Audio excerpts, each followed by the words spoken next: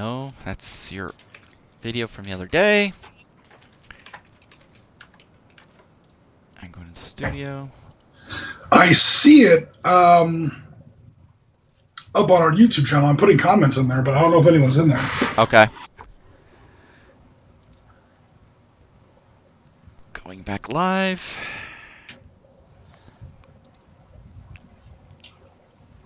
Alright, I'm going to share this to our Patreon just to make sure we're on the up and correct post. I can't believe it totally crashed on us, just right in the middle of the conversation. Alright, scheduled. New. Live stream. YouTube. Got it. Paste. Video details. That's public. Unlisted. That is the wrong one.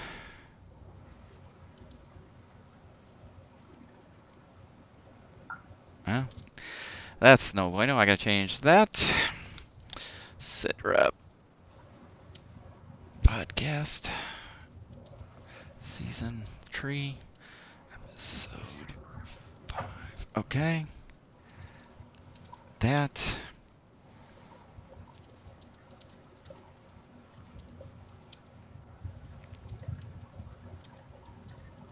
Okay.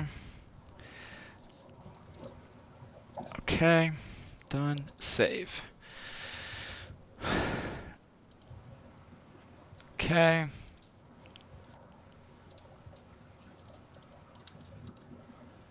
Okay. Publish now. Alright. We are good to go as soon as I get this to go. I've met all the requirements. Do it now. Publish now. I don't need it. Okay. What's going on here? Dink-a-dink. Oh, poster card.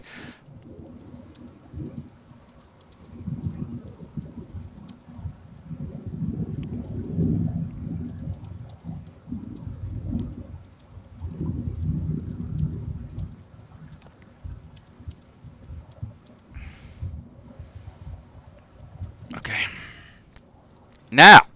Should be published now. Okay. And we should see it. Click start. Okay.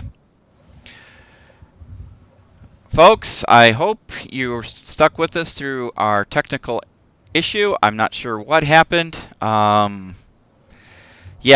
that was, I don't know what happened there. Apologize for that. The OBS studio totally crashed on us, and we are back.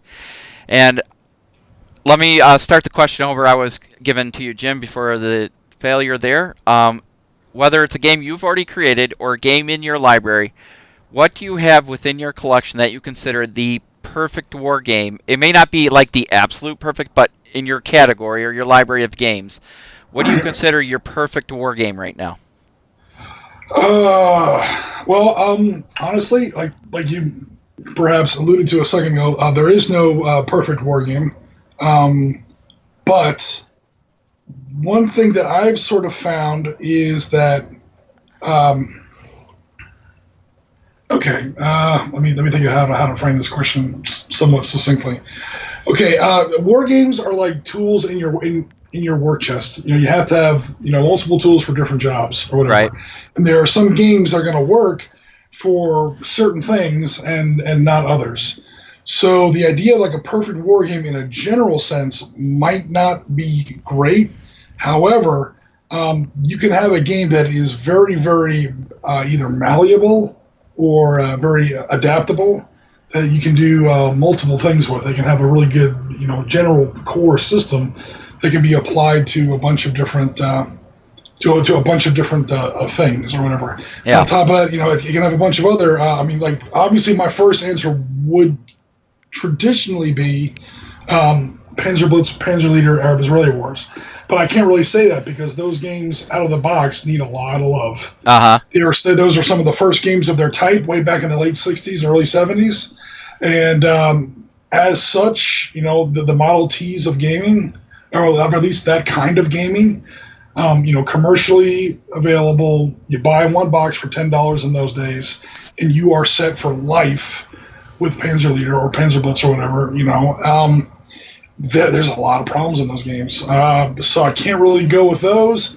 But a game like that, if I had to have a perfect game, at least for our community, the closest that might come to perfect would be Valor and Victory. Yeah. Number one, it's free. Number two, it is lower level on the command scale.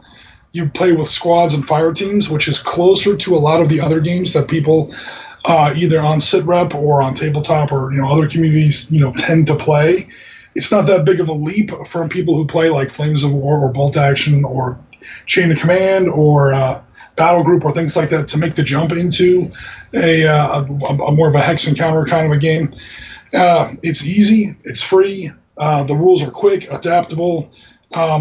It was originally published for World War II. Since then, I've done it for World War One, not Korea, World War One, Vietnam, the Falklands, and Lebanon. Mm-hmm. And people have done it for everything up to and including Mars attacks.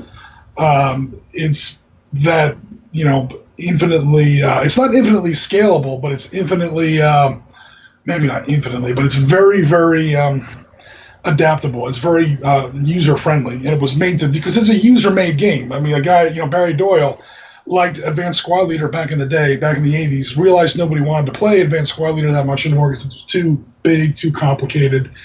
It's a big 1980s kind of a game, so he says, okay, I want to put the game system on a diet. I'm going to bring back everything that was great about Advanced Squad Leader, but in a way that, a modern gaming audience can digest it, pick it up, run with it, and then make their own things for it. Yeah. And there's a huge community for it. You go over to Board Game Geek, there are people who make maps for it, now. I think the game was originally published, in 2007. And, 12 years later, people are still crushing out maps for it, publishing it. People are trading maps. Hey, check out this scenario I designed or whatever. People have Gurkhas now. People have, Japanese special naval landing troops. People have Martians. One of these days I want to do, I know I keep threatening this, I want to do Star Wars in Valor and Victory. I want to do, some of the big battles we see in, 4 through 6. That would be cool. Some of the original ground battles. Yeah. I will not make Ewok counters. That's just off the table. Oh, come on. Nope. I will make a Chewie counter, though. Chewie will be like a +3 hero. But, it will be easy to do. Yeah. So, yeah, just because of... And the other thing I want to do that has kind of been kicked around before, and one of these days I'm going to, I have a weekend, nothing going on. Yeah, right. I have a weekend, nothing going on. Back in the day, 2017, I know that's not really too far back, but, a couple years ago, Warren was very, very... Over on Tabletop, Warren was very serious about doing something with San Nazaire. And I'm like, I've got the game for it. We can do this in Valor and Victory. It would be a big map. It would be a big game, but we could totally do San Nazaire, Operation Chariot, the raid on that whole dry dock situation. Yep. We could totally do that in Valor and Victory. It would be about 100 pieces on the table. It wouldn't be a big deal. And you could do it in the right scale, the right scope. A hex in that game is usually about 20 meters. So a 2,000 foot long dry dock, big enough to hold, KMS Tirpitz, would fit on that map with no problem at all. We'd have to come up with something for the ships because there was a little bit of naval activity going on before that. Sure.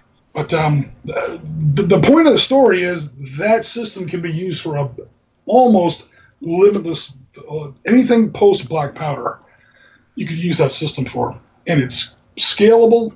It's the right scale to maybe bring in people from other parts of wargaming, and it's very cheap. It's very accessible.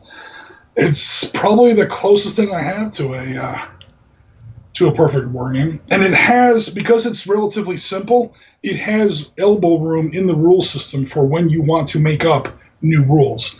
The game we played most recently was Royal Paris, it was 3rd Paris versus 7th Regiment of Argentinian infantry in the Falkland Islands, one of the mountains that were there. June, I think, 14th, 1982. The problem there is that those were all night battles. And so we had to make up rules for flares, we had to make up rules for night fighting, and rules for spotting, rules for darkness, to have a battle in pitch darkness. All the land battles in the Falklands took place at night.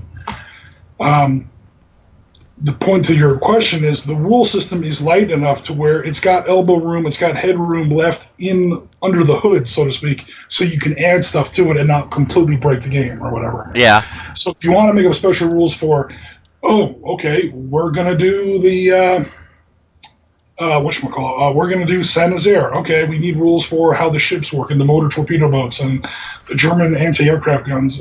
Okay, well those rules aren't in Valor and Victory, but the game is simple enough where you can do that. Because the game is simple to begin with in its DNA, your special rules can be simple. And there's room in the system so your special rules don't break it. Uh-huh. Whereas if you try to do that in a very complicated game like, say, Panzer Leader, you're going to wind up with a game that is, number one, in order for your rules to be at the same resolution as the rest of the game, your special rules have to be complicated, and you're adding complicated special rules onto a system that's already complicated, and it blows up. I've had Panzer Leader games do that. It doesn't work. So Panzer Leader is definitely my favorite game. I think everyone knows that, but I would not call it perfect. The closest thing to a perfect game I think I have on my shelf would be something akin to Valor and Victory. There are games I like more. The Battle Group to go with miniatures. Steel Panthers to go with computers. Dark Star to go with sci-fi. But those games, I think, have a certain niche or certain flaws that say, look, this is my favorite game, but it's not a perfect game. Sure. Gotcha. Interesting. So, from my point of view, perfect game in my library. If I was talking miniatures, and this is going to get me kicked out of the modern community, for our mass battles, let's tone it to mass battles. Is Games Workshop's Lord of the Rings. Okay. It's a very solid rule set, and it does scale somewhat, but from a miniature standpoint, fantasy, definitely. If you're going down to squads and teams, then obviously Spectre Operations comes into play. And then Skirmish Sangan when you're getting into platoon company level, I think are those. But my perfect game, and you've already kind of discussed it, and I disagree with you on some. I think Advanced Squad Leader is probably and it's different reason for me is why I consider it the perfect game, because to me there is so much to that game. You spend more time, honestly, I think, setting it up, getting the scenario. There's weather you can be involved. There's all these aspects. There's this whole culture and community around Advanced Squad Leader, even to this day. And for a game to stand the test of time since, what was first edition? 70? Oh, yeah, late 70s. Yeah. So, to still be going today by, was it Multi-Man Publishing owns the rights of it now? They do. They do own technically the Panzer Leader. But they call it MBT or something like that, right? Is that what it's called now? No, it's called... or Panzer. No, it's Panzer Leader Hill of Death. Oh, okay. Which, frankly, is not recommended. Maybe it's just me being a Panzer Leader, because I grew up with a regular kind of Panzer Leader for so long that any changes kind of strike me the wrong way. Yeah. But at the same time, other companies like Toshash Miniatures do publish parts of Panzer Leader. I don't know if they have some sort of arrangement worked out with Multiman, or if Multiman doesn't know. I don't hope I'm not getting anybody in trouble here, but and those that Toshash Miniatures are the people who came out with Panzer Leader, or technically Panzer Blitz, for the that we've done on the stream with whatchamacallit, 1991 Desert Leader. Oh, okay. The Gulf War. So I'm sorry, I didn't mean to interrupt. No. Yeah, the same company I think owns both games. Okay. I know. Did they take over the catalog of Avalon Hill Games, or did they just pick and choose? Do you know? No, because Avalon Hill is still a company. Avalon Hill. Oh, come on! It really is not. Well, it's a division of Hasbro, right? Eventually, yeah. Yeah. It's a part of a part of a part of a part of. I But can't they remember don't what print hierarchy. real war games anymore. It's what House on the Hill and Axis and Allies. I was just gonna say they still make Axis and Allies. Yeah, I mean, They make Axis and Allies for a while. Axis and Allies was a miniatures game. yeah, It was a hex 15 millimeter. That's how I got into miniature gaming. That's how I got into Beasts of War. That's the reason there is an Oriskany. No, seriously, Avalon Hills, Axis and Allies, 15 millimeter miniatures. It was this weird miniatures hex kind of a hybrid game. It was like, oh, you want to play with miniatures and you like hex and counter games? Here's something that has a little bit. It was super easy. You take it to the club, you set it up. People see it's 3 dimensional. They see little toy tanks, and you play games with people, and that's how you get people interested in the more advanced games. Down the road. yeah, It was kind of like the gateway drug. The first one's free. Come on in. yeah. Um, kind of a dark You game analogy. pusher. That's right. I'm the neighbor. But that's effectively what I used it for. It looks like a miniature game. It plays like a hex and counter game, and that's how what used to recruit people. Yeah, And looking around for 15 millimeter miniatures for World War II on the web, that's how I ran across Beasts of War, and the rest is history. But they no longer make that. They had War at Sea. They finally shit canned that, and they still make the Axis and Allies the board game.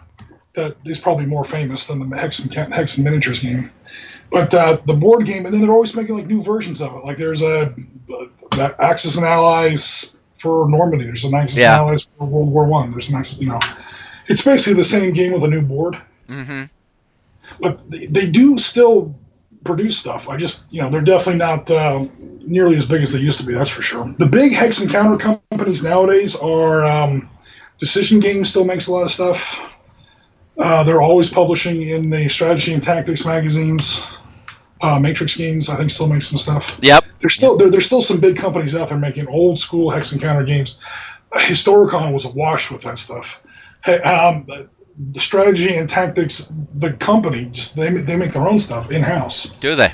And I got a couple of Vietnam games. I got a Poland game I still need to play. They're at Historicon, for ongoing projects. They're still around. I just don't think they're, obviously not nearly as big as they used to be. Yeah. In the 50s, 60s, and early 70s, Avalon Hill was it.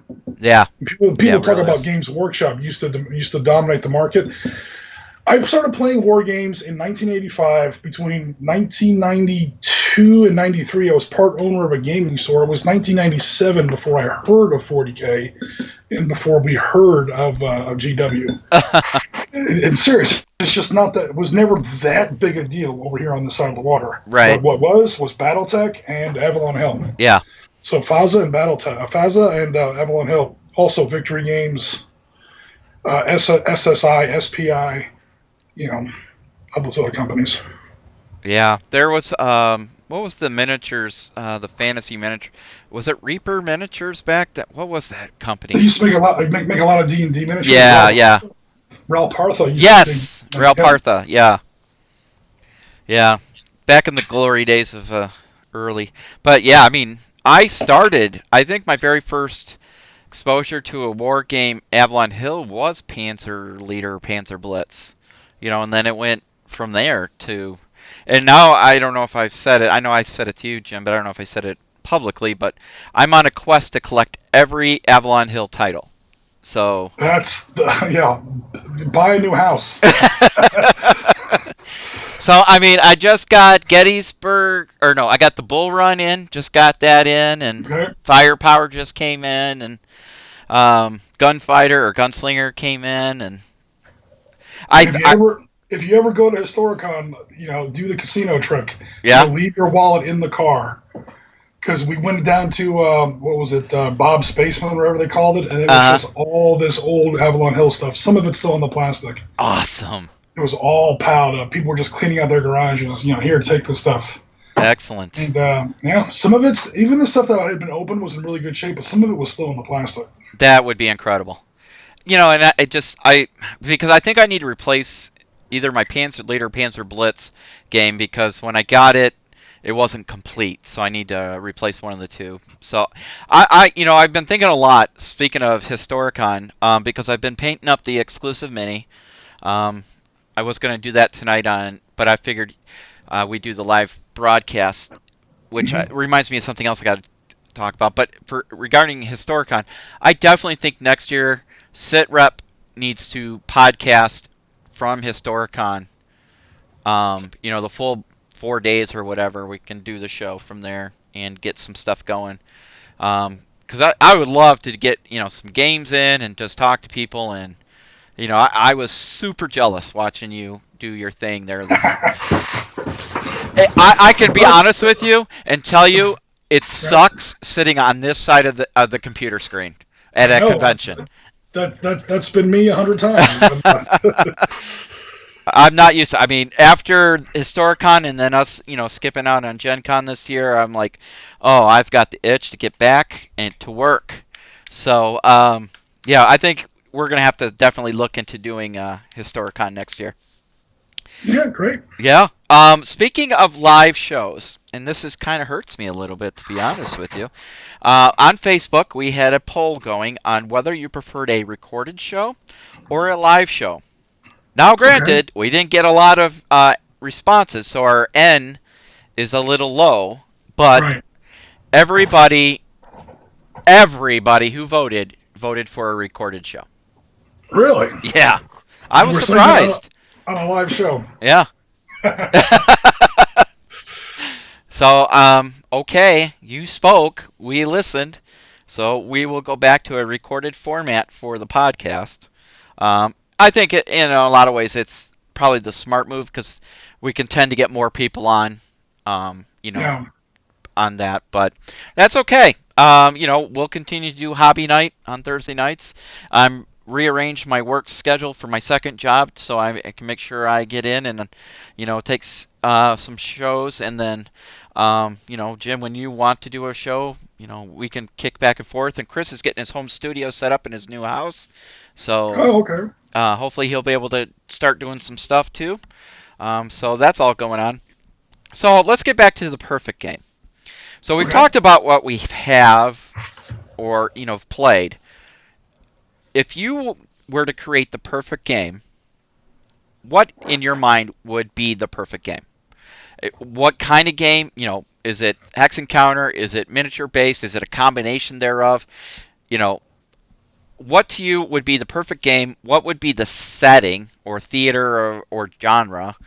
And just go from there and just kind of spitball and kind of give us your. If I gave you an unlimited budget and said you don't have to work at your job anymore to create the perfect game, what would it be? I don't know. I mean, I design game people have different kinds of hobbies. Some people like to play games. Some people like to go to conventions, like to paint miniatures. A big part of my hobby is designing games. I've designed 50 games. Well, not 50. I've designed 30 games in my life. You only hear about 3 or 4 of them because only 3 or 4 of them are any good. And I never said I was a good designer. Yeah, but think about all the good designers, how many games they've designed and what didn't make it. It's like anything else. Yeah. So it's tough. I mean, it's kind of a hypothetical scenario. So again, what I've learned is, in building all this stuff is, okay, what's my audience? Now, this might not apply to your exact question, but okay, I've got 4 or 5 people, here at my dining room table or whatever. We're going to game every week or something. We're going to game on Saturdays. Or now that we're on, now that we're on the internet, now that we're on the web, we got guys in, I got like my own little crew. Over there, sure do. On the web. And, okay, what do you guys want? Do you guys want to do this? Do you guys want to do that? And then, okay, sit down and design the game for that specific purpose with some sort of scalability. And this might sound a little strange coming from a wargamer, but with some kind of RPG element. This is one of the things that's made Darkstar such a sticker, is you don't just have starships and they shoot each other and they blow up and somebody wins. Whether you win or lose, obviously if you win you get more, but if you lose you still get some. You get these little campaign points, and you go into a bank and you get so many you can upgrade, and your captain gets a name, and Before you know it, he's got a little personality and this little battle group of guys that always fight together. Everyone who plays Darkstar with us on the weekends plays the same ships over and over and over again. They're building up, for lack of a better term, XP, and they're leveling up, and they're coming up with little backstories. We do the same thing with the game we made up, the game I made up for fighter combat in World War II, Aces High. It's You could do it with miniatures. It doesn't use hexes, but right now we're just using counters. And like almost like little simplified BattleTech sheets with little bubbles or whatever, and you get hit and you get shot down. And if your pilot survives, he gets a kill or whatever. And you buy points and you level up. You can increase your skills. So as far as like the perfect war game, I have found. Be specific. I'll try to keep my answer a little shorter this time. No, be specific. Be specific toward your audience and what your intended target is. I think too many games out there are trying to do too much. This is especially brutal with Black Powder era games and medieval games and ancient games. The further back in history you get, the worse it gets. Because history becomes more and more blurry. It really doesn't, but people's knowledge of it generally does. And so you get games like, it's ancients. You can do everything from Charlemagne back to Alexander the Great. I'm like, no, you can't.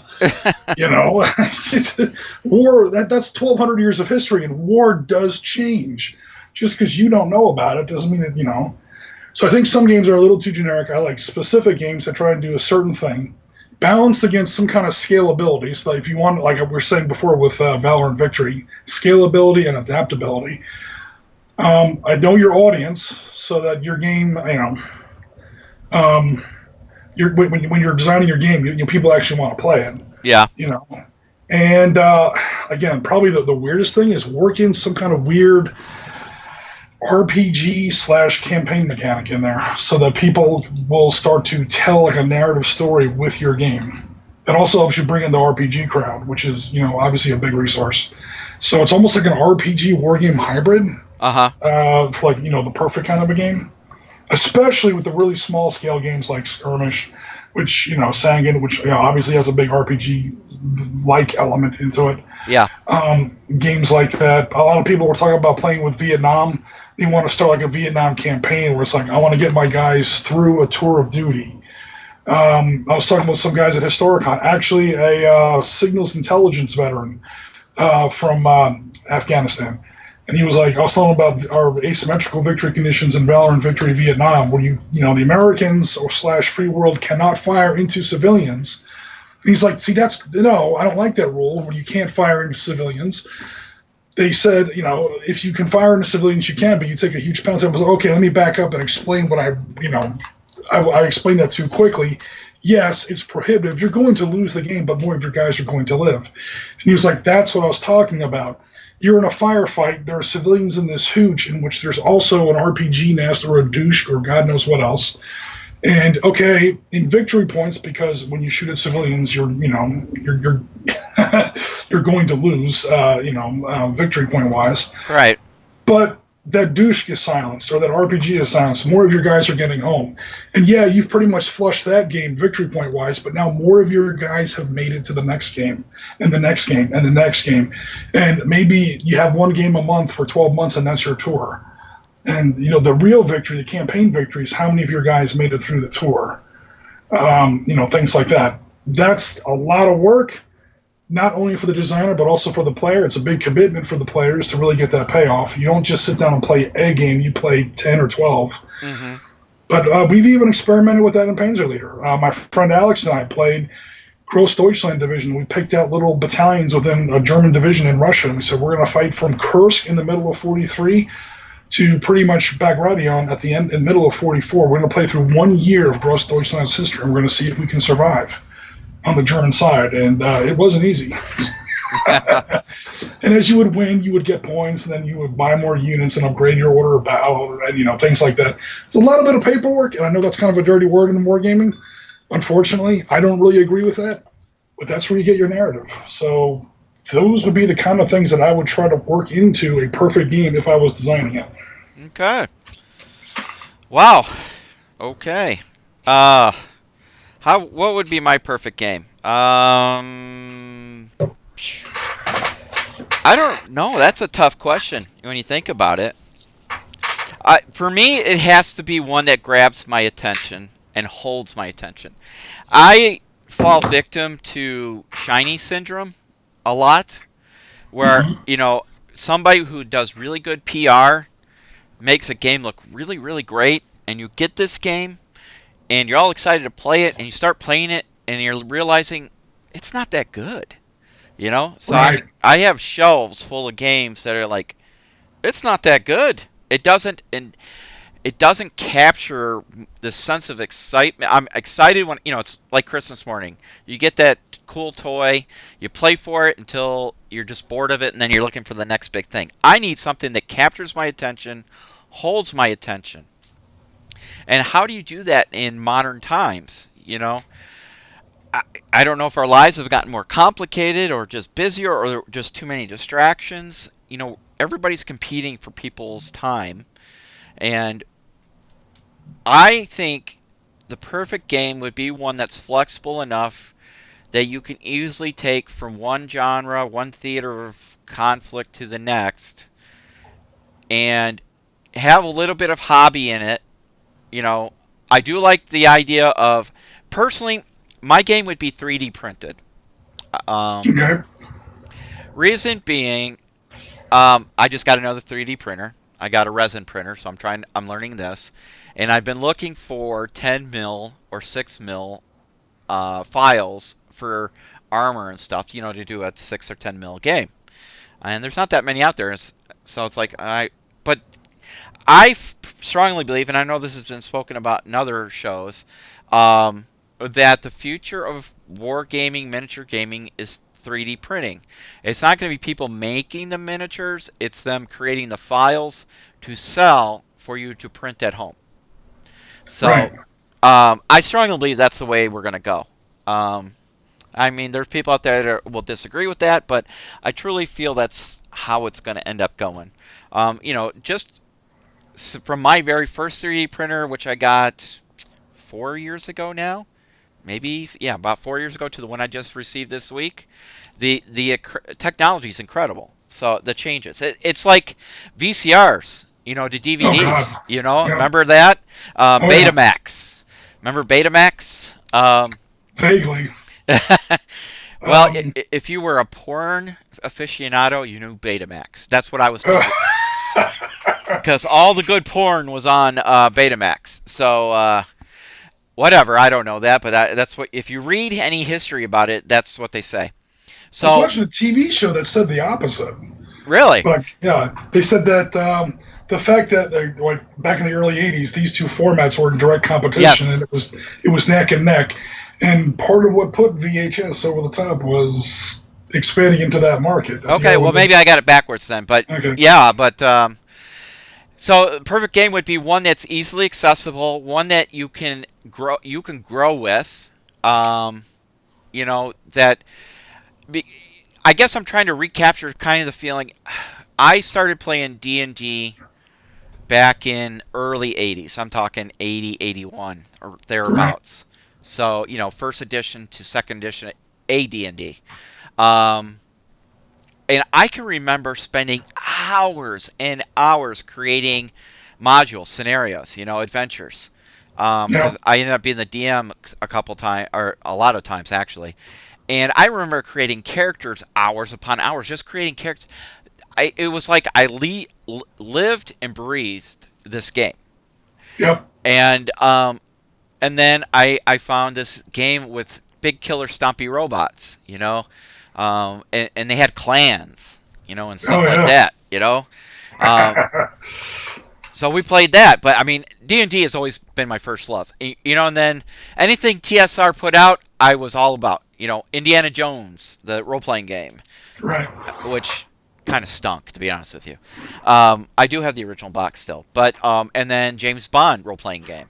So, but anyways, I do agree with you that there should be some RPG aspect to the game as well, because you need to get invested in the game, and what better way? Yeah. Like it's some way that you're The biggest scale we've done was battalions. The smallest scale might be a squad. But that right there is a big group. That's from 8 guys to 800 guys. That's a lot of leeway there. Yeah. But where your force can evolve and grow, like even if it's an individual ship in Darkstar or a squadron of planes in Aces High or whatever, you get a bunch of characters together, and they go into combat.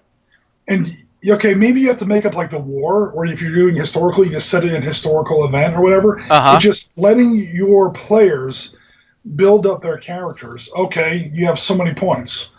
Like Darkstar, I'll just use that as an example. You get so many points, you get to buy something off of a list. Here's the list.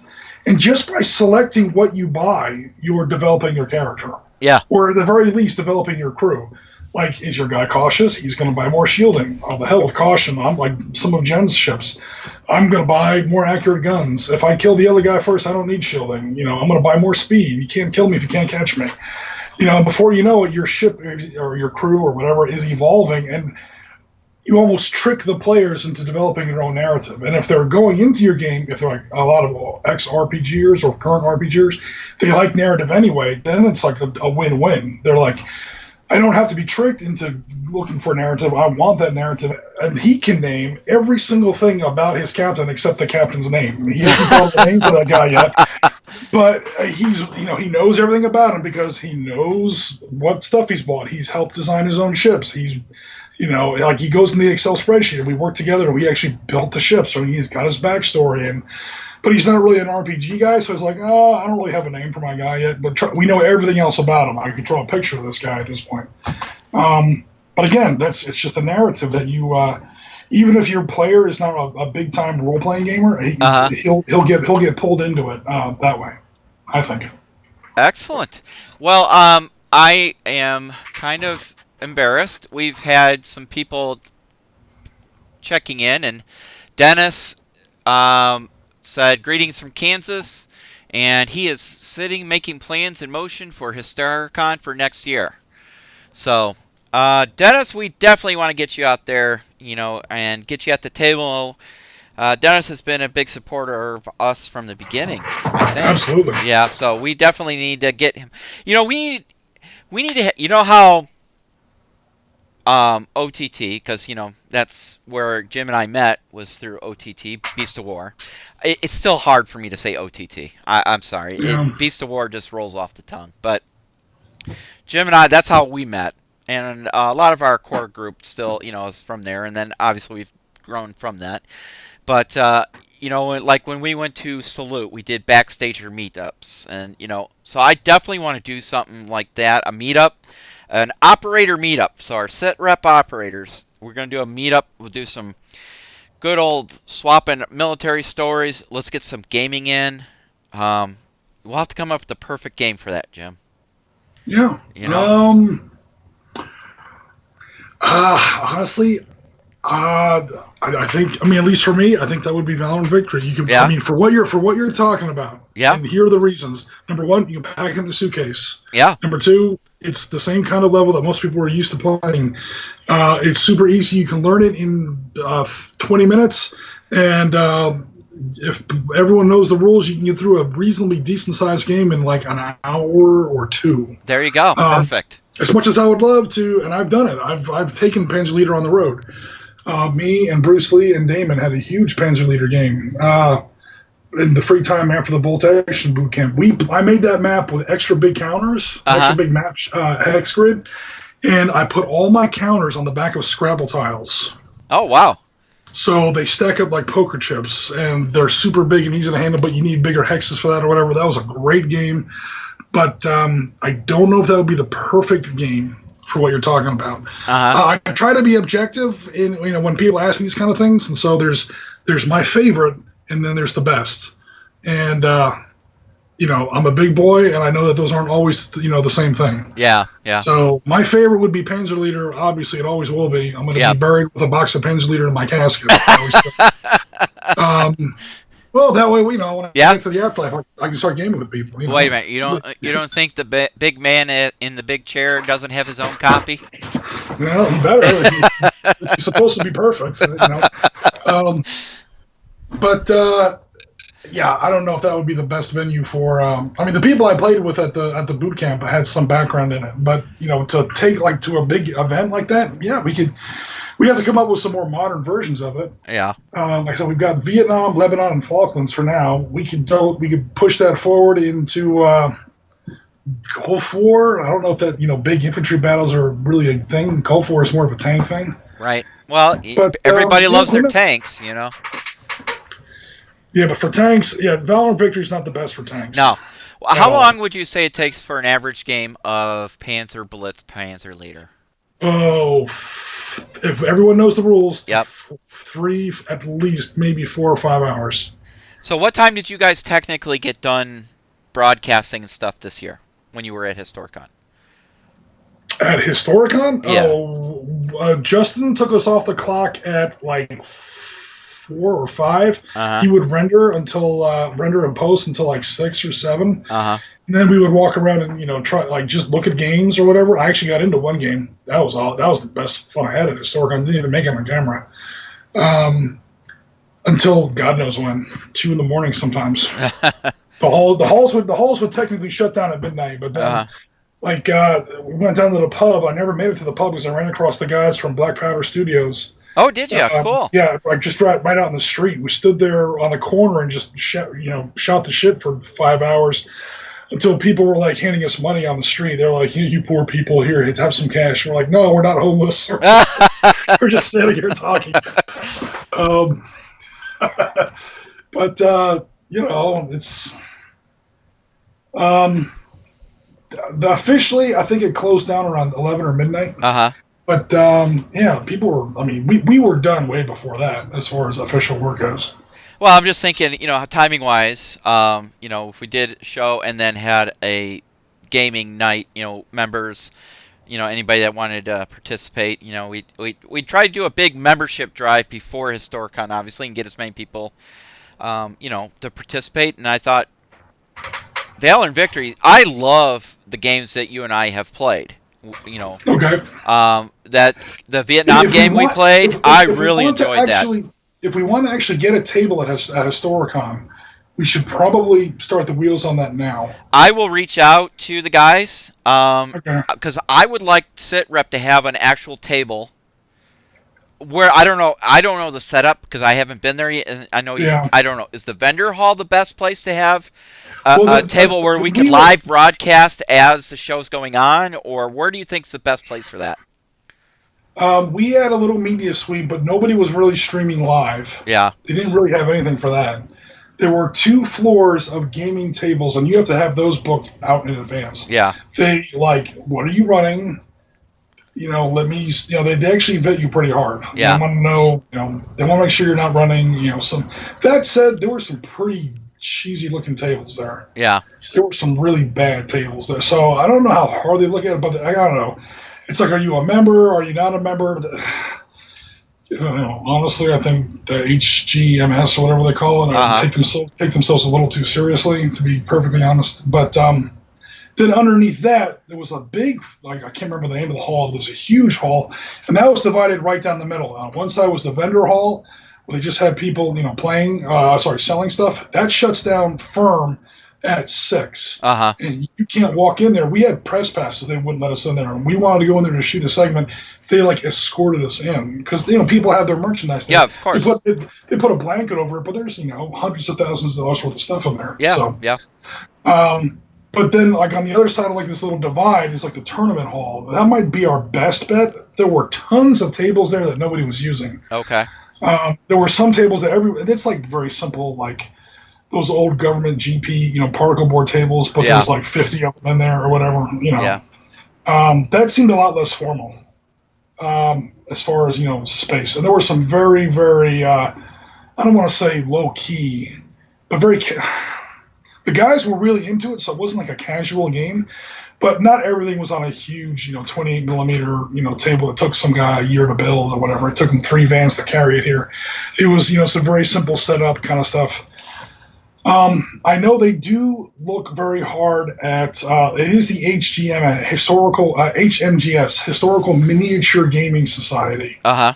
So we'd have to probably ask about any kind of if we wanted to feature like a hex encounter game or whatever. But I know they're mostly into miniatures, Right. so we'd have Yeah. to figure out a way to make it a miniature game. Okay. Well, I mean, if we just had a member meetup, we could do that after hours somewhere. It doesn't have to be in Yeah. that hall. We'll figure it out. I promise. I know we can. We got Dennis plenty isn't. of time. The only thing I would think, if you wanted a table, we should probably reach out to somebody soon. Other than that, yeah, we got 10 more months or something, to work on that part. Well, don't you worry. I'm going to write an email right now as we speak to my buddy. I'm going to reach out to Chris, and we'll get us squared away right now. Dennis is in full agreement of a meetup. He thinks that would be extremely cool. So we will definitely. Are these comments on YouTube? Because I'm not seeing them on YouTube. Yes, they are. Okay, I apologize if I'm not responding to anybody. I do not see the comments. Are you looking at the most recent live? Remember, we had a breakdown, so you have to go back in and look for the live one and find it. Yeah. Every time I log into it, it says stream starts at 4:35. Okay. And then I see no. You don't see my comment on there? Hello, Dennis, and all that good stuff? I see no comments. I see the chat window, but no comments. Weird. That's interesting. No worries. Okay. If somebody says something, let me know, and I'll respond. So I'll reach out to the guys over there about that, and I'm trying to see if I have it up easily enough. I don't, but I'll find it. I'll reach out to them, and I'll start the wheels. I'll start greasing the wheels and see what we can come up with on that. Because I think, even I'm not looking for anything fancy, and I don't want 1 million people there. I would just like a small group of dedicated gamers that we can sit down and play some Valor and Victory. Maybe, bring out the mini table for some Spectre or something, or Ultra Combat. Bring out the Ultra Combat Modern, because I know Chris is part of that, from the Phalanx Consortium. Yeah. So they'll have that all full blown by then, next year. So we could run some couple quick games of that, have some drinks, that whole 9 yards, and just have a good time. Some of the best backstager meetups that I participated in were the casual ones. We had the Team Yankee one when we went to. Oh yeah. Absolutely. When we went to what is now the courthouse, but I can't remember what they call it now. But I tell you what, I'm not very happy with what it's turned out to be. But we had a great group. Nobody goes there anymore. Yeah. Jerry's found a few other spots that we go to. So. You have more fun at. But yeah, so I think we could definitely do something like that and get some people out. Hopefully we get Chris to go, and maybe we can get Ralph to come over from over the pond and, go that, if we get enough notice, we can start planning, I guess is what it comes down to. So I definitely would like to work on that. That sounds really great time. Speaking of Jerry and all that, did you see, I don't know how much you're following over on OTT, did you see they're going to have some kind of game day for the Korean bolt action game? I think I saw, what I got? I got an email about it. Okay. One of those automated emails, like the historical gamer. Yeah, I saw something in there. I haven't been on the site in a while. We sort of let Poland kind of. Of course. We pretty much wrapped up Poland. I hadn't really been on there that much since then. But I saw some. I didn't know if it was like a boot camp or like a tournament or a. Yeah, I thought it was a boot camp. I'm like, well, if it's a boot camp, I'm going. But it sounds like it's just a one-day event.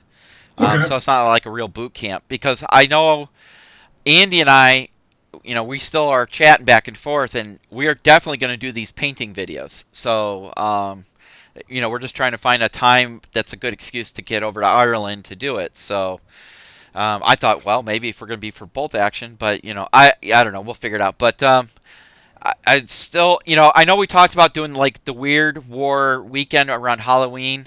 I'm telling you, I can't believe it's already almost October.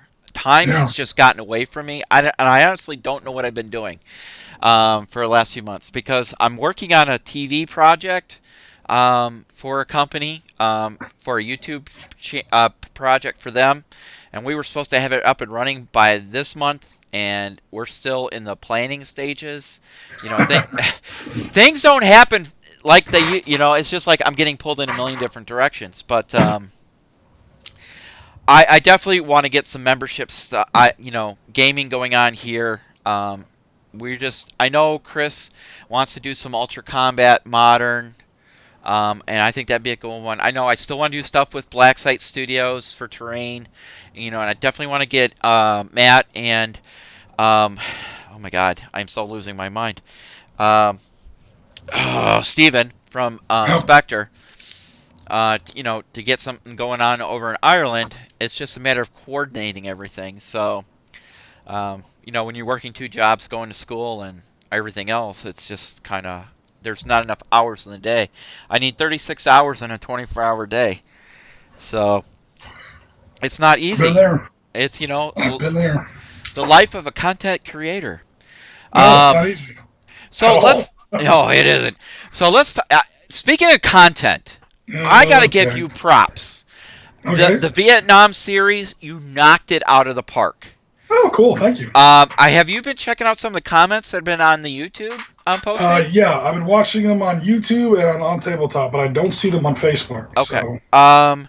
I tell you what, there were some really nice comments on YouTube, Yep.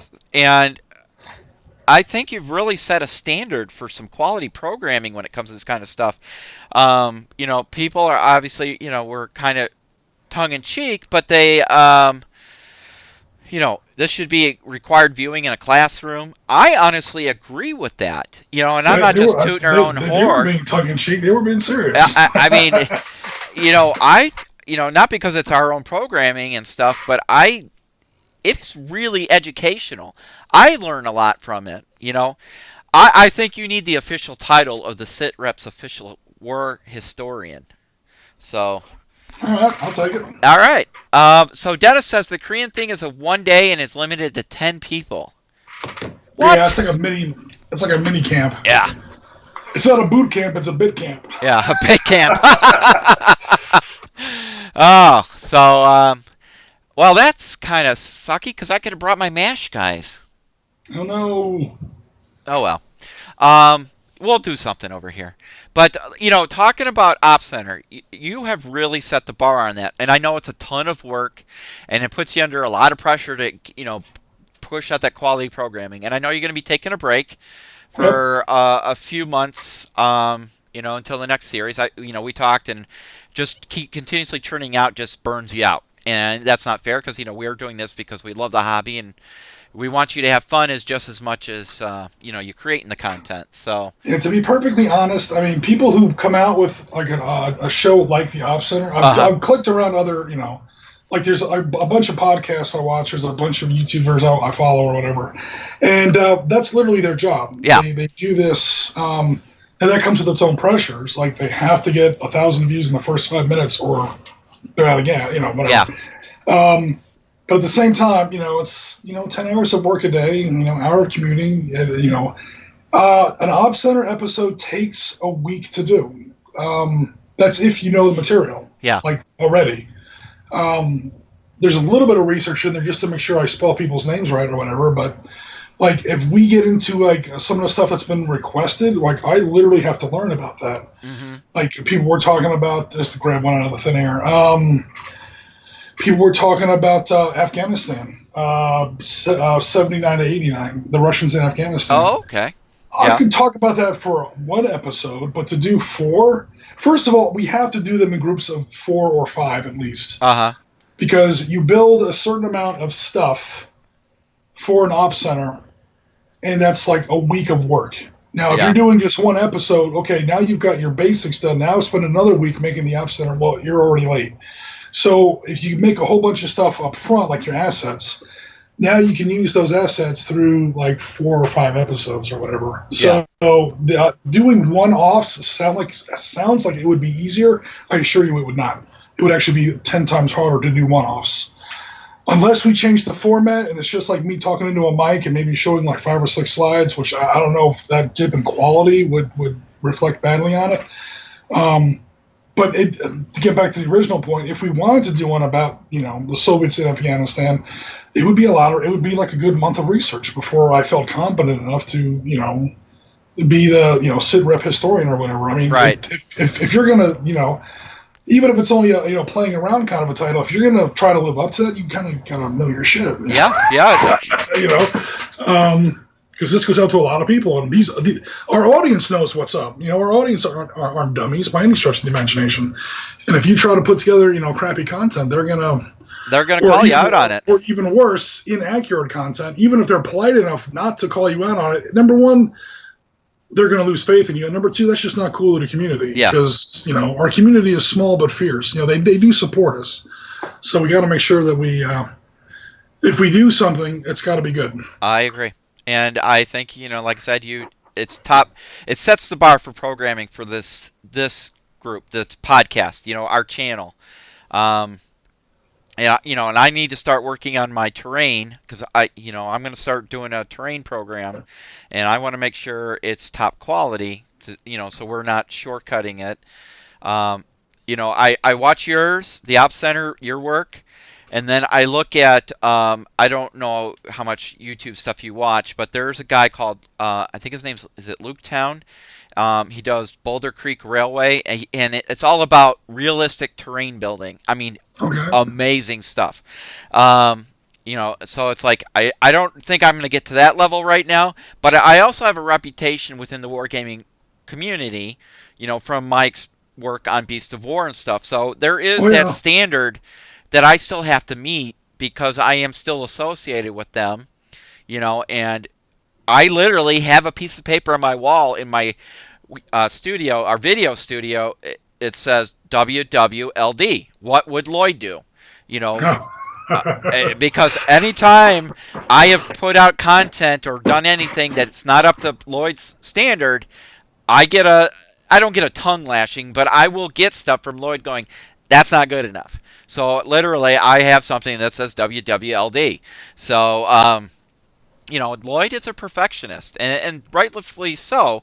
He's the quiet one behind the scenes, but he's actually not the quiet one. He's just as goofy as Warren, just in a different way. So, we want to maintain high quality standards. So, have you started thinking about what you might do down the road for your next series? Or yeah, there's a couple in the pipe. Yeah. But I don't know if I don't know exactly what I'm going to do. I can do War on Terror relatively quickly because I've got miniatures for it built, ready to go.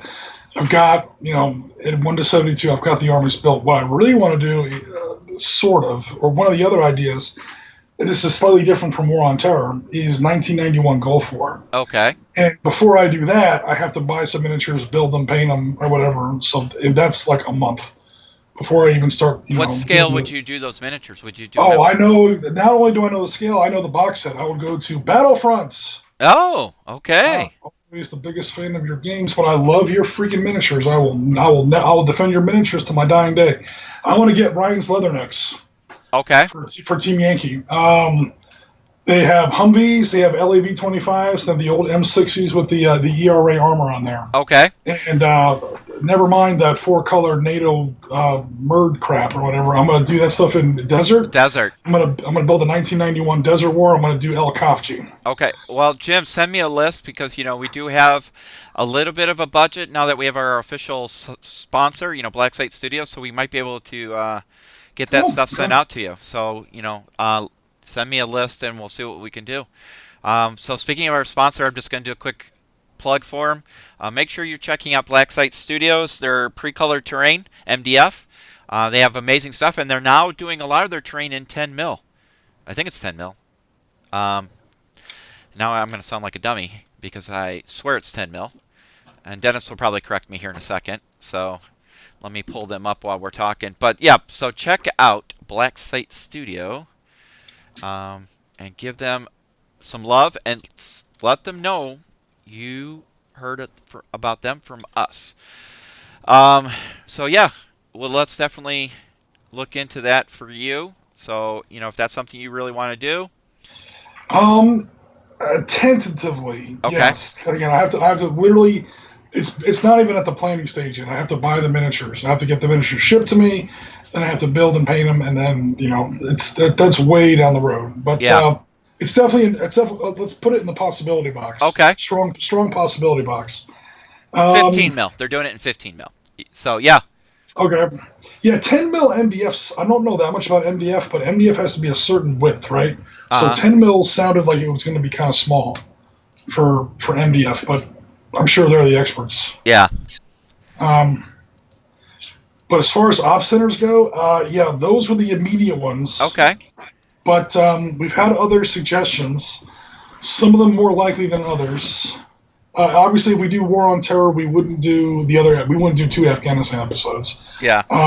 So we'd either do either one or the other, as far as the Soviets in Afghanistan or the Americans in Afghanistan / Iraq War on Terror. Uh-huh. Ukraine would be another one. Would be definitely be. I've already got the armies for that. I got the armies. I got the terrain. It just be whether or not my research for that one went up to 2015, and then I kind of got out of touch. I'd have to get refreshed with it. Uh-huh. Like as far as how much that war is even still going on. I mean, I know it's in the news very much right now, sadly, but let's not start down that. Yeah. So it's stuff that would be number one. I'm fairly knowledgeable on already, and number two, I have some miniatures for it because I just don't want to go to Wikipedia and put up a bunch of images that people have already seen. Yeah. And then number three, I got to be a little slightly careful. Modern war is always going to be a little bit of a minefield. You got to be a little careful. It is. We've had suggestions, not suggestions, but ideas thrown around about the Rhodesian Bush War, and I'm like, yeah. That what makes me a little nervous. It's a touchy subject. I mean, there's a lot of racial. I mean, think about it. It truly was a racial war in a lot of aspects. Yeah.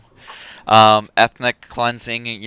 There's accusations of that. I mean, I have the right vehicles. I could do the Balkans War in the 1990s. That would be a scary one. I mean, yeah. Yeah, I mean, if you guys out there, whether you're listening to us live or when this goes out as a recording, if you have ideas, post them in the comments. Let us know what you think. There's a lot there. I mean, Ukraine's a good one. Outside of Rhodesia, there's a lot of activity going on in Africa. Oh, Africa's Yeah, I mean, it's literally still a hotbed of conflict. So. I mean, there's just so much you could do. I don't know. So yeah, I definitely think whatever you come up with is going to be awesome. Let's just put it that way. Once this might be way down the road, but maybe some sort of hypothetical. Maybe find a way to get the community more engaged in one. Ooh, yeah. As in, okay, we're going to do an op center, but this op center is going to be everyone talks about Harold Coyle and Team Yankee. Uh-huh. Which is sort of a great book, which is fine because it's good reading. If you take it for what it is, a story, it's good reading. If you take out the historical, you got to remember he was an armor officer. But I know for you need that historical accuracy. You need the real. To an average Joe, even I enjoy reading that book. I just read it again not too long ago. Oh. Because one, I'm not an armor person at all, so I really don't know much about armor. So you could tell me they had a kitchen in the freaking thing, and I wouldn't believe that. I'm not that stupid. But the tank turret, he's perfect. He's absolutely. Yeah. I mean, he was a major in armor. What am I going to do? Wag my finger at him? Yeah. Well, I did 4 years in supply. I could tell you what the inside of a Marine Corps warehouse looks like. It's again, this isn't a bad thing about him, but as far as a possible thing, we might even do this on our weekend games. Is Harold Coyle got started with Team Yankee, and he was so new to writing novels or whatever. Yeah. He just straight out, I don't want to say he stole because he fully admitted it, but he borrowed the setting from Sir John Hackett. And Sir John Hackett wrote that book a full 10 to 12 years before. Was that Chieftain? That is Third World War in Europe, 1985. Oh, okay. I've got a copy. I'm looking at a copy of it right now. Okay. That is my favorite kind of historical fiction. Uh-huh. It's the World War Z model. You ever read World War Z by Max Brooks? I've heard of it. I don't think I've read it, no. Okay. It's obviously a make-believe book, but it's written as if it was history. So this book comes out, quote unquote, in the early 2000s, talking about the Great War. This is one of the first histories written of the war that took place in 1985, and it's written as a history. And it's written in that format. There's one about if the Allies lost in Normandy. There's one about if the Confederates won at Gettysburg. These are historical books about battles that never took place. It's true alternate history, and it's presented as such. It's written in that tone. Yeah. With that level of detail. So that's the book that Sir John Hackett wrote. This was a former, Northad commander, or I'm sorry, not even that. He was commander of all NATO ground forces or something. I mean, he was like the top guy in the late 70s. So there is no authority higher than him. But he's writing what was for him 10 years in the future. And so he made some guesses, the most educated guesses possible on the planet, but they were still guesses. Harold Coyle grabbed that and used that wholesale as his larger setting in which he put his small tank company, Team Yankee, story in. So he's his own writer, obviously, when he's doing his tank turret stuff, how that team works, how that battalion works. He's friends with the S3, but he hates the S2, and, that whole thing. I've seen that stuff firsthand. So, that's all him. But as far as like what's going on in the greater, not to spoil how the book turns out, but what's going on in the whole world or whatever, that's all another writer. Now that's Harold Coyle's first book. Then he writes two more novels. He's still writing novels now, but his next two big novels are actually kind of my favorites, are the ones that come after Team Yankee. That's Bright Star and Sword Point. And that's theoretical U.S. versus Soviets. Let's throw down. All the gloves are off. We're going to town for real. A Bright Star is based on the Bright Star exercises we still hold with Egypt every year. Egypt is one of the biggest military powers in Africa. So you have a huge war going on between Libya and Egypt, two enemies that absolutely do not get along. Of course, Libya was still like a full country back in those days. Libya backed up by the Soviets, Egypt by the United States, and so now you have Soviet and American full-scale Team Yankee-style tank battles over some of the same battlefields that the Desert Rats used to fight over back along the Libyan-Egyptian border. And then Sword Point is the same thing in Iran. Soviets invade Iran, the Americans counter-invade. Basically, it's the Gulf War before the Gulf War happened, but it takes place in Iran instead of Iraq, and the Soviets are involved. It's theoretical. It's the same. It's like Team Yankee in the desert is what it really is. And I honestly think that's where Battlefront got its ideas for Oil War. Because again, it's Harold Coyle, it's Team Yankee, but it's in the desert. Yeah. And it's all completely theoretical. It's all, So something like that, where we have like a big campaign somewhere besides Team Yankee, because we don't want to step on, anyone else's, stuff. A big, I know Op Center is mostly historical, but we could grab something in the modern era, have it be theoretical. That way the players can influence the outcome. We're not slaved to the historical outcome. Right, yeah. And, who knows where that could lead. I don't know how the logistics of that could work, but I get the feeling that sooner or later people are going to get tired of hearing me blather on about history and being lectured at. So how about I don't lecture people anymore? How about you guys get involved and we do some sort of campaign-driven Op Center sometime in early 2020? That sounds awesome. I have no idea how that's going to work, but it sounds good. Yeah. So I'm sticking with it for now. Yeah, no, that sounds good. I appreciate that. That sounds really good, and we're coming up onto the end of our program, but I wanted to talk about one other thing that's not modern related, and that was you and I still, I know when you have the time to do this, Jim, I know you got a busy schedule, I would definitely like to still get a game in of Operation Market Garden. That wouldn't be that big a deal. So I think we can, it's the 75th anniversary. It just, what's today, the 26th? Yeah. So it just ended 75 years ago. Yep. So I think I would still like to do it. What do you think, Nijmegen or Arnhem? Well, those are your two choices. Do you like tanks or do you like infantry? I'm. No. I mean, obviously, I'm a member of the 82nd, so 9 Megan, There you go. but I do totally respect the British Paris and how they held out in Arnhem. I would kind of stick to my original suggestions, and we don't have to do both. We would pick one or the other. Uh huh. If we wanted to do Arnhem, we totally do Valor and Victory. If we wanted to do Nijmegen, we do that in Panzerleader. In fact, that scenario over the Vol River Uh huh. has been designed. Somebody out there has Really? it. Yeah. Well, Yeah. if that's something you're The, interested in doing, I am. the original 20 scenarios of Panzerleader in the box, 1974. I think 4 of them are Market Garden. Are they really? And I don't, yeah. Well, you don't have that many battles to pick from. It's Normandy, Market Garden, and then Bulge, and you're done. Uh-huh. Really.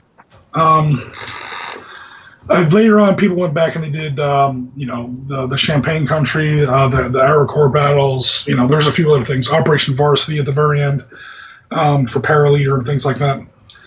I think it was like 17th. I can't even remember the division's name. But, the last big airborne operation of World War II. But yeah, there's definitely possibilities. But Arnhem is mostly an infantry battle in close quarters. I think the Germans brought in some tanks at the end. Mm-hmm. And then, of course, Nijmegen has mostly infantry, but also like the British, I think the Irish Guards were up there with tanks trying to support 82nd Airborne. I know they did reach them. It's whether or not they crossed the Vol River and actually, that's where things got very dicey. And then they didn't push through Nijmegen or all the way through it or something like that. And hence they never actually reached, obviously I'd have to brush up on it a little bit, but they never actually reached Arnhem because of what, they got hung up right around that river. Yeah. Excellent. So, yeah, if you're up for it, I'm definitely up for a game of that. So, yeah, I think, we to pay respect to what happened many This weekend is a little tight. I have to. Well, no, I don't. Saturday. I'm not putting the pressure. It's Thursday, for God's sake. I'm not expecting you to do something for this weekend. That's crazy. I remember who you're talking to. I know. But I do have to work Saturday a little bit for end of quarter. But next weekend, actually this weekend, it's still technically open for Sunday. And next weekend is wide open. So. Well, you tell me what works for your schedule, and I will be there. Right, and I'll bring a few friends. All right, sounds like a plan. On YouTube land and Facebook and such. So, awesome. You want to do it next Sunday? Would that give you enough time to? Yeah, certainly. All right, let's plan for next Sunday. Do next Sunday. If infantry let's go with Valor and Victory since you did the Vietnam game. Yep. And so you're more refreshed on those rules. And then would you want to do 82nd Airborne or would you want to do British Paris? How about you surprise me? Okay. Let's go in with the big surprise, like we're jumping into combat. I'd say it was a night jump, but it really wasn't. It was a day jump by the time they got done screwing everything up. So, yeah, surprise me. I will handle it either way. All right, cool. We had pretty good success with our British Paris last week, albeit in the Falklands, but they're paratroopers. You're always going to have success. Well, okay, I say that as we're talking about Arnhem. So, yeah. But you know what? It wasn't the Paris' fault. It's the exception that proves the rule, right? It wasn't truly the Paris' fault. Those guys held out to they could no longer hold. I mean, they literally held, follow the thing, hold until relieved, and they were so close to getting to relieved. They just had nothing else to fight with, Yeah. They were down to fighting with entrenching tools and whatever else they could find. So, those guys can hold their heads high. They did an amazing job. So, all right. So we'll look forward to that next Sunday. So we'll put out some details when we know time and everything. And so into the meantime, thanks, Jim, for joining us on another exciting adventure. And thanks to those who joined us on this special live broadcast. So you guys have spoken. So from now on, our broadcasts will be recorded, and we'll put them on our regularly scheduled times. That's all good. We still have other stuff that we do live, so that's cool. And if you guys have any ideas for future content, please let us know. And we will get this show out this weekend on recorded. And next week, Tuesday, I believe I'm open. I will try and do some more Arma 3 or some other video gaming. And then Thursday, we will look at doing a Present Arms have some more hobby time. So in the meantime, guys, thanks very much. And again, we want to thank our sponsors, Blacksite Studios, and especially to all our Patreon supporters. You guys rock, and you make all of this possible. So until the next time, we will see you. Take care.